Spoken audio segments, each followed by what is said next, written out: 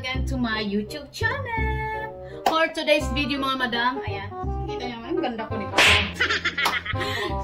Pero usog, baka usog, proud na proud sa sarili. So anyway, for today's video mga madam, ayan, magugustuhan nyo to kasi, you know why? Meron tayong napanood sa loading. Meron tayong napanood na paano gawin to, and then syempre dahil love na love ko ang food na to, so gagayahin natin siya. So for today's video, yun nga, gagawa tayo ng shrimp lumpia. Oh my God!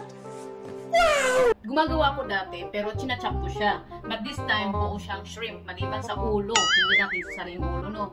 So for today's video, gagawa tayo ng shrimp lumpia. So, panoorin nyo paano siya gawin para naman magkaroon din kayo ng idea at ng lahat tayo ay magkaroon ng knowledge. Knowledge paano magluto. Kahit mekos-mekos lang yan.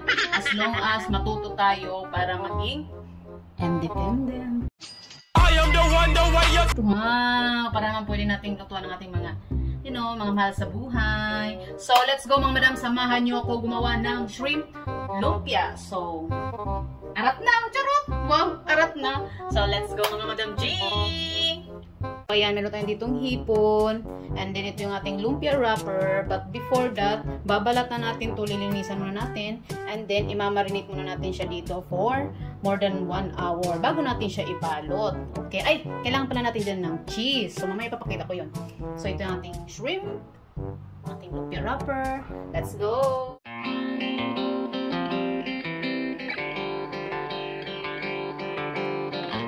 So, mangyayari mga madam, iwan natin to. Tatanggalin natin yung ulo.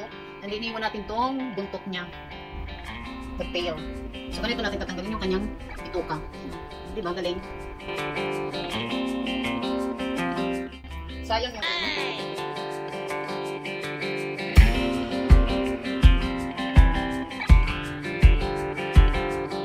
So, ayan mga madam, nagbabalik tayo ulit. So, tapos nating mamarinate yung ating shrimp.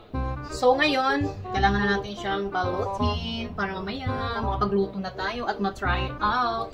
So, samahan niyo ako magbalot mga madam at kung paano natin siya babalutin. Pinabalot-balot. So, anyway, ito yung mga kailangan naman natin ngayon habang babalutin natin yung hipon natin.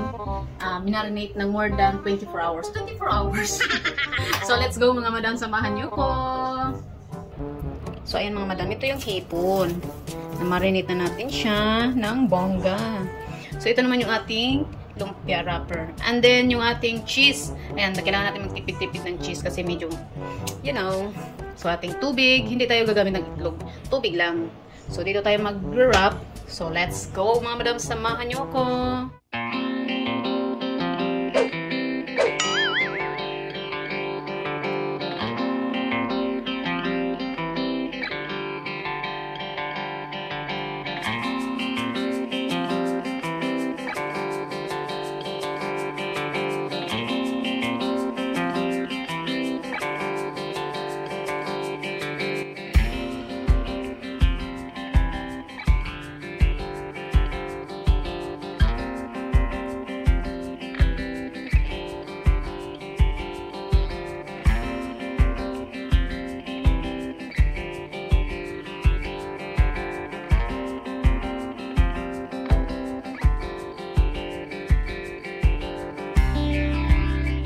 So, ayan mga madam, I'm back again. So, ngayon, magpiprito na tayo ng ating ginawa kanina.